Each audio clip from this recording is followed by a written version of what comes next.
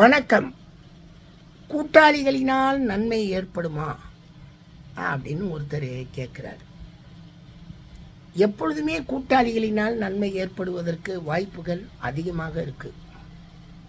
ஆனால் அந்த கூட்டாளி பாவமான 7ஆம் பாவத்தில் நல்ல கோள்கள் இருக்கக்கூடிய அடிப்படையில் சில நல்ல கூட்டாளிகள் நம்மளுக்கு எந்த ஒரு பிரதி உபகாரமும் எதிர்பார்க்காமல், சான்ஸ்கிரிட் வார்த்தை, நம்மளுக்கு நல்லதை செஞ்சுட்டு போகக்கூடிய கூட்டாளிகள் அமைவாங்க.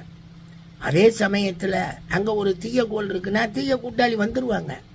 அவர்களால் நாம் மிகப்பெரிய தொல்லையை அனுபவித்து தான் நம்ம போக வேண்டியது இருக்கும். தசாக்கள் வந்துருச்சுன்னா அவங்க ஆட்டோமேட்டிக்காக வந்துடுவாங்க, இருப்பாங்க, நம்பி கெடுவோம். சார், நிறைய நான் சில மனிதர்களை பார்க்குறேன். தொழில் பண்ணணுங்கிறதுக்காக சில முதலீடுகளை செய்து சாதாரணமாக அதை ரோட்டில் விட்டுட்டு போயிடுறாங்க. என் மாப்பிள்ளை கூட ஒருத்தர் இருக்கார் சென்னையில், முத்துராமலிங்கம்னு. பிறரை நம்பி ஒரு ஹோட்டல் கடையை நடத்துகிறாரு. அது நடத்தி பல லட்சங்கள் அது வீணாக போனது தான் மிச்சம். உண்மையிலே உணவுலாம் ஆள் இருந்து நம்ம தொழில் பண்ணுறோம்னா பயங்கரமான வெற்றி வரும். பாவம் அவங்களுக்கெல்லாம் ஆள் இல்லை. சில கூட்டாளிகளை நம்பி நம்பி போகும்போது 7ஆம் பாவத்தினுடைய தாக்கம் உண்மையிலே இந்த மாதிரி மனைவி மக்களுக்கு தொந்தரவு வருங்கிறதுலாம் கிடையாது.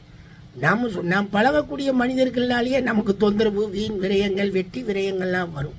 எனவே 7ஆம் பாவத்தில் தீய கோள்கள் இருக்கக்கூடிய அடிப்படையில் அவர்கள் கூட்டாளிகளை சேர்த்து கெடுவதை காட்டிலும் கூட்டாளிகளை சேர்க்காம விட்டுட்டோம்னா போதும். அதுவே நமக்கு ஒரு நன்மை தான். நன்றிங்க.